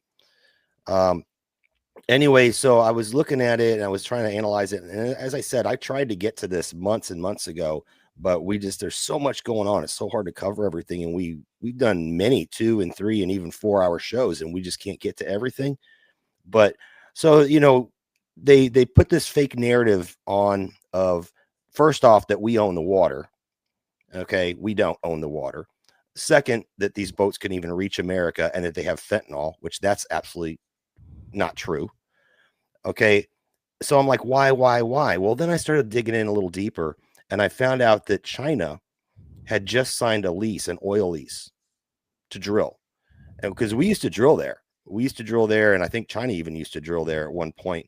And then that all stopped because of the CIA going in and messing up the whole, they basically, if there's a cartel, you could just put CIA/cartel, that we create that, destabilize the area. Everyone stopped drilling. All of a sudden, now we have BRICS competing with the dollar for the petrodollar or the petro bricks or petro whatever, petro ruble, and our dollar's crashing. Well, I had suggested that we're making an excuse to go in there to stop China from drilling the oil and get Mobil Exxon, which also had signed leases.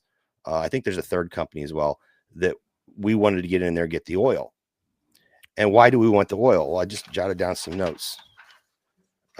Take a look at what's happened throughout 2024. The technocracy is blown up and we have energy requirements, right? Solar and wind ain't going to cut it.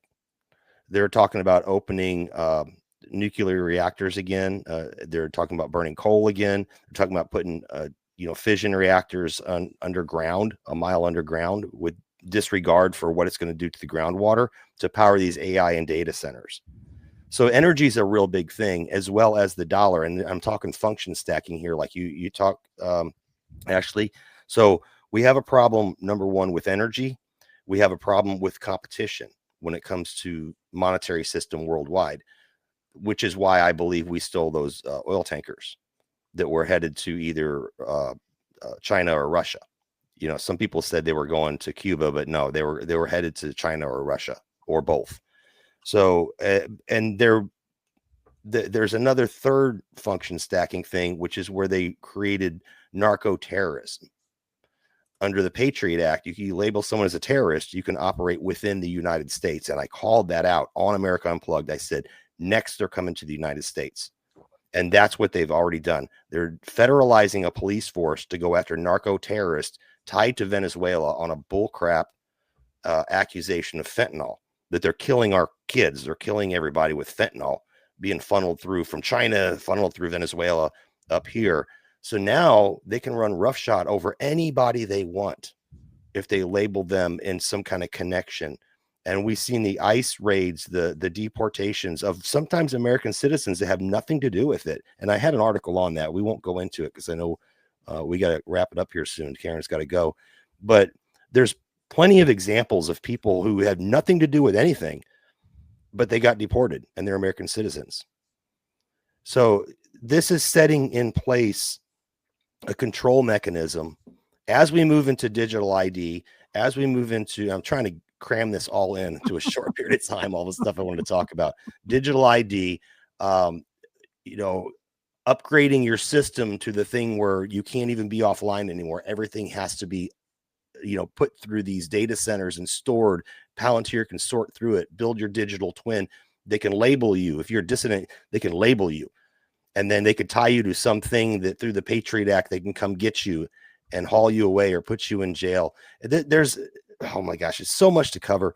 But yeah, Venezuela, I called it a long time ago. Venezuela was about a control mechanism here in the States, also about resources. If you take a look at any conflict throughout the history of mankind, it always boils down to resources. And as people in the chat pointed out, besides the oil, they are rich in gold and they are rich in silver. And look at what's going on in the silver market right now. Look at what's going on with, silver is needed for the green stuff. It's also needed for missiles. It's needed for war. It's needed for computers. It's needed for AI and data centers. Now they're saying there are silver batteries. Yep.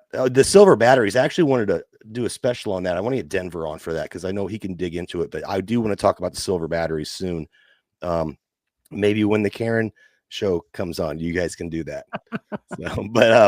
Anyway, I'm going to go ahead and shut up. I just wanted to try to cram in all my thoughts I had. I may have to do another show because I really had a planned out show for today and we didn't get to any of it, but it's great. It was a great show. Thoughts, ladies? I think you and Ashley have covered it very well. And of course, Franco and Gard did also. We know the score. We know our history. We don't have to cover everything because we have so many great fellow podcasters and independent media folks that are doing it for us. And I think that we all can see what's going on. And it's very disturbing. We have to be flexible with the times. I know it is frustrating to plan a show, but this is my prediction for the new year. And I don't want to be negative, and I think that we do speak things into reality, and we so the more negative we are, the more chance that we're going to actually manifest some of those negative things, but I think that the chaos will continue and escalate. History doesn't repeat, but it rhymes, and there are so many similarities to the 60s, especially when RFK Jr. was running again. And I was really worried about him being assassinated because of the rhyming of history and so many similarities to the Vietnam era. And also Dr. Joseph P. Farrell draws many similarities to this time in history, and the currency jostling and being in flux and wanting to move to a different currency. He draws many correlations between this time in history and the Civil War, which I'm not an expert on at all, those things, but I think it is interesting. And then we've got the Great Reset. Hello. We are in the Great Reset, if you want to call it that. Catherine Austin Fitts calls it the Going Direct Reset, voted upon in Jackson Hole, Wyoming by the bankers 2018, 2019. And then we had COVID start. So I think I look at it as the Going Direct Reset, the Great Reset. Agenda 21, it's Agenda 2030. All of these things, we knew they were coming. You cannot have strong, independent people in a country that thinks they're entitled to have a good life, to have freedom of speech, good standard of living. You can't have those strong, independent, fairly self-sufficient middle-class people. We have to, the divide between the classes is becoming bigger. We're going back to feudalism or a slave class and a few overlords. And I think that the overlords at this point are jockeying for position. I think we're seeing the pieces on the chessboard. They're in their final jeopardy. Who's going to end up with what parts of this all of our resources and power. And I wanted to point out also that I was listening to Larry Johnson this morning on with Judge Napolitano, and he mentioned, don't forget that we just tried to kill Putin. He said the U.S., and this is Larry Johnson, he said the U.S. tried to kill Putin. And he said, because the New York Times and other sources were reporting that the intelligence agencies are saying that, Ukraine didn't intend to hit Putin. It was directed so-and-so place.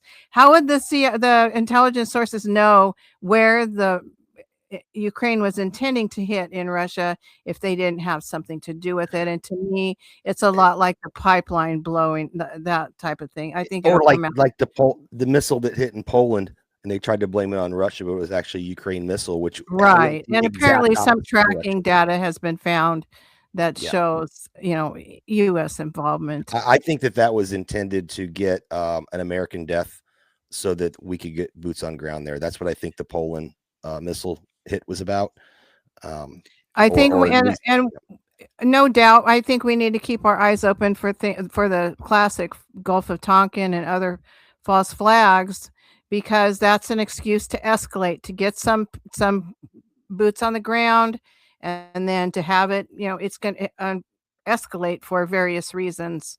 So I think we all know the score, and it's just very disconcerting to me. I feel really sad that this is happening. It's very upsetting, and it's not in my name. I don't. None of this is okay with me, and I think that so many of us feel that way. Absolutely. Now I know we're running short on time, Karen. I had some stuff I wanted to say, but I already said a bunch. But Ashley, do you want to do our shout outs and praise our chat, which has been amazingly awesome today? And I do have that video ready to play if we want to close with that video. Yeah, we can close with that. Let's do the shout outs, get Ashley's final that sounds great. out. Okay, we are headed to our shout outs. So first I would like to say that we have 91 watching over on Rumble. So we've seen some really nice numbers for live viewing. So thank you all so much for joining us and choosing to spend your Saturday with us. We do have an amazing chat. And also, of course, the people who listen after the fact, we appreciate you very much as well. So let's head to the chat. First, we had Sweets We had Bride B. Mac, Deb, Ronnie Omelets, Tony Ty, Narrow Way, Narrow Gate, Levi, LT, Oracle of Truth, Bronx Stomper, Geesebusters, Melanie, Alien Poop Evolution, Bulldog, Do Not Obey, Will to Box, D2T, Big Ron, Doc Spoiler, End CKMFAW, Skunk Hollow Rose Gardens, BT Taylor, Radio Sack, TK2 Beyond, Save America for You Too, Little Johnny Boy, M. Sellers, Vince Agnelli, Karen Peterson, Nostradamus, Misfit 1904, our friend Tom, and Nature Boy Dave. And did I get Melanie? Okay, I did get Melanie on there. I just wanted to make sure. So if I missed anybody, I truly apologize. I try very hard to keep up. I think you know that. But thank you all so much for joining. The chat has been on fire today. We always get so much good input from the chat as well. Very knowledgeable group of people. So thanks everyone so much. And then I will hand it back over to Jason and Karen. Oh, did you have any final thoughts for Venezuela?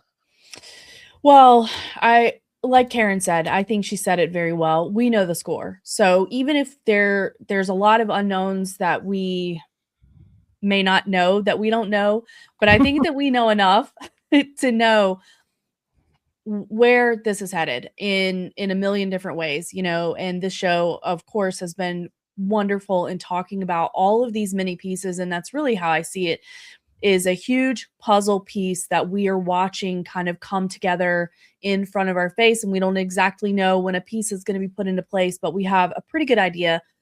So, and it is hard, I hear Karen saying that this does not represent her and that this is really difficult to see. And I agree with that.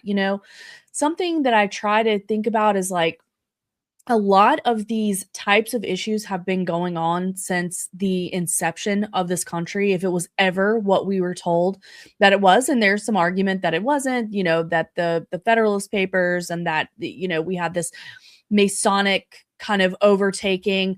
I do not know, but I'm just saying that from the very beginning, it has not presented in what we were told. So sometimes I take heart in that, like, it's always kind of been part of the game. But back to what Karen is saying, it feels worse right now. I certainly think that it feels revelatory at times, and I think that it feels like things are ramping up and that we have just so many things that are happening at a breakneck speed around us that it is difficult for us to keep up with. It is difficult for us to try to cover all of that stuff.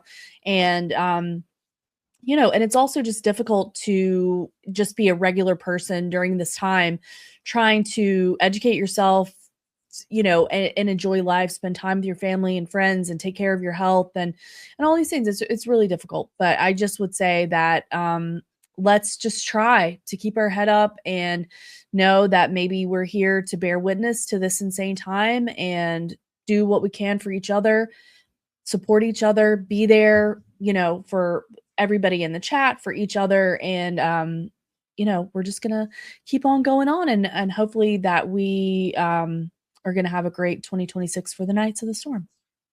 I got one final thought, Karen. I promise I'll shut up after this. Okay. I had mentioned earlier in the year, way early in the year, that I thought we were going to have a false flag event in the last quarter of 2025. I thought it would be around September, October timeframe, because that aligns with when Starlink was going to be completed and their connection network was up. What scares the heck out of me right now is we're doing these things without even having to do a false flag, because they don't even care about public approval anymore. That's what I'm seeing. That's the trend I see going forward. They're like, screw you. Elections don't matter. Nothing matters. We don't care about the people's will. Like you had mentioned, Karen, you don't want this. I don't want this. None of the American people want this. They can be kind of convinced that they want it, but they're taking action before the people call for action. That's what I'm seeing as a trend. And this Venezuela thing is a perfect thing. And as I mentioned earlier, we think that they decided to go make this move and kidnap these people. No, they specifically stated in the press thing, their press release thing, that they had planned this for months and meticulously trained. Why was Congress not notified? Why was well, I'm sure you can't tell the people, it's national security, it's a secret mission, but Congress should have known.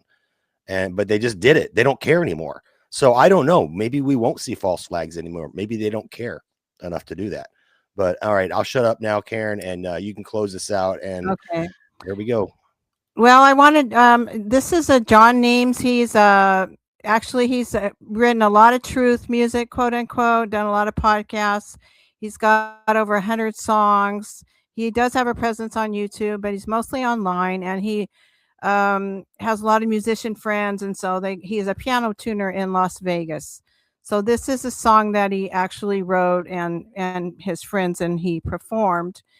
And I would also like to say, keep your sword sharp, your armor tight, and shine your light. And I do believe that we are meant to be here at this time when we all have an important role to play. So try to stay positive, take care of yourself, take care of your family and each other, guard your soul, and stay human, my friends. And with this is John Neems, Innocent Karen. People.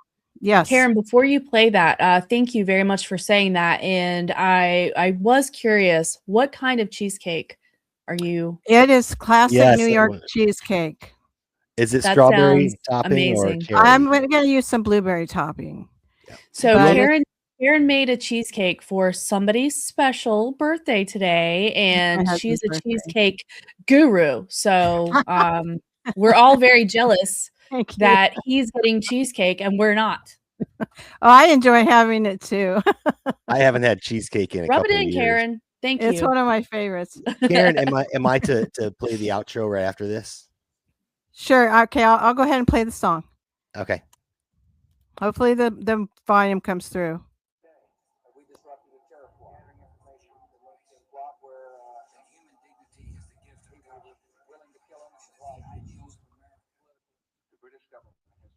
I'm not hearing anything yet. You're not hearing it? Nope. I pushed share audio. No. You know what? I can hear it barely. Turn up. See that volume right there, Karen? Make sure it's all the way over. Is that as far over as it goes? Yeah. Okay. Because I was hearing a little bit. Let me Ah. see. I don't think. Well, let's do it's this. Karen, why don't you drop that link down in our private chat, and I'll put it up on my screen. And then Ashley, you can give us some predictions for this next year. Okay. Well, while they're doing that, predictions. I don't know. I don't normally like making predictions, but one thing I will say, so Nature Boy Dave had us on his show last night, his second anniversary of his podcast, The Third Rail. So thank you so much for the invite, Dave. But Charlie Robinson was on there, and he was talking about Bluebeam. So this one has kind of been, of course, it's on our radar. We have all of these rumblings, this disclosure movie. Isaac Weishaupt just was talking about, it's the same nonsense as always, but he always gets suckered into it. Then we have Steven Spielberg's movie coming out. And so these little nuggets or these breadcrumbs are being laid for that type of thing. And Charlie Robinson was talking about many years ago, like a drone show that was done, and it was well enough to scare high school students to think that a whale was actually going to splash them with water. So he believes that we really, even us who are aware of that, could potentially be fooled with Bluebeam because of how excellent the technology has become since then. So, you know, we know about it. I don't know if it's ever officially been confirmed, but I'm going to bolo. I'm going to be bolo for Bluebeam. Yeah, that was a good thing. You know, what is in this video, Karen? Because it's just some making me people who sign got in. killed at it got killed at war. It's age okay. restricted. It's age restricted. Do you want me to bring it up? No, I got it. It Okay. let me sign in. So There's that's nothing another terrible. thing I was talking about, and I think we talked about it off air, not on air, but maybe we talked about it on air. But everything right now is logging me out constantly. and I have to log back in, and then it says go check your email, and I go check my email, but then now I'm logged out of my email, and my email wants me to check my phone, and they are moving us. And this was one of the topics I wanted to get heavily into today, was they are moving us to this technocracy. They're basically, the carrot was convenience, and now they're pulling out the stick. I don't know if you've noticed, but when you try to do a message with somebody on Facebook, or not Facebook, on Twix now, it starts wanting a code, like a number code. What they're trying to boil us down to, and I know I said I was done with my thoughts, but this was something I really wanted to talk about in depth today, because I went through it all week since they took the since y'all and Tiger took the show last week. My laptop went down, and going back through getting things set back up was an absolute nightmare. But you know what? If I bought a brand new Windows 11 machine and scanned my face and fingerprint, everything's great. It gets all my stuff. And you talked about that, Karen. You got a new computer and it downloaded all your stuff. But anyway, we'll have to do that in a separate show, because yeah. But yeah, I'll go ahead and if you want to preface it again, I can put this on. John Neems, NIEMS, John Neems Music. All right, I'm going to mute myself, and here we are spend every day. We disrupted a terror plot. Gathering information to locate a plot where y'all can hear it, right? people were willing to kill innocent life. Ideals of America. Yes. The British government has learned that Saddam Hussein recently sought significant quantities of uranium from Africa. Our intelligence sources tell us that he has attempted to purchase high-strength aluminum tubes suitable for nuclear weapons production.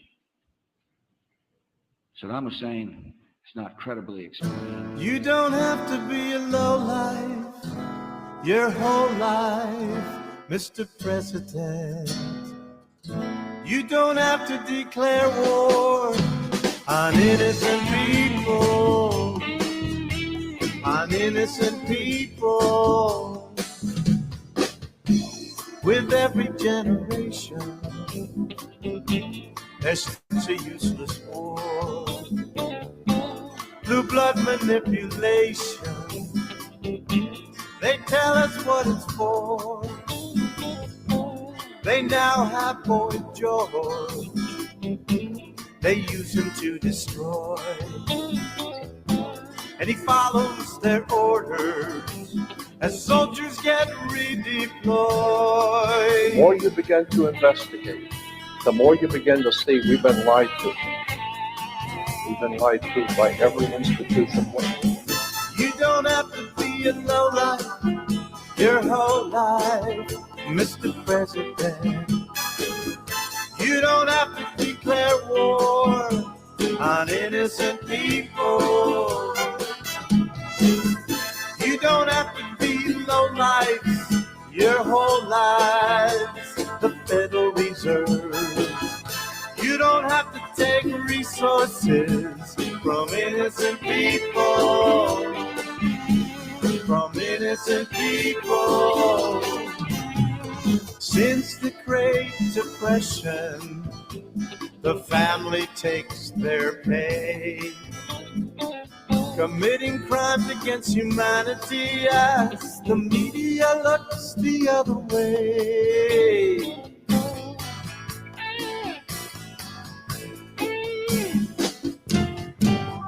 You don't have to be a lowlife your whole life, Mr. President.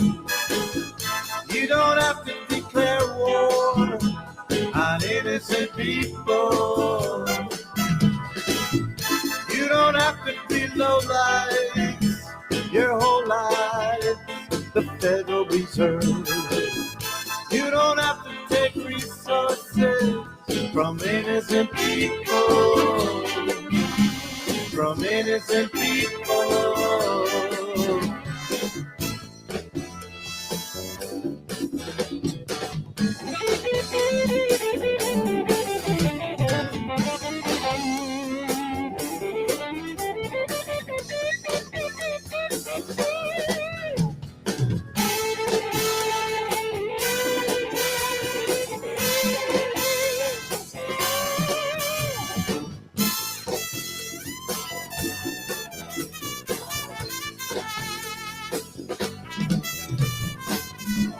from JFK to 9/11. When will we finally get some truth? Coup d'etat, both inside jobs. War is a racket. The masses are the pawns. Come on, everybody, sing along. You don't have to be a lowlife your whole life, Mr. President. You don't have to declare war on innocent people. You don't have to be lowlife your whole life, the Federal Reserve. You don't have to take resources from innocent people. You don't have to be a lowlife your whole life, Mr. Vice President.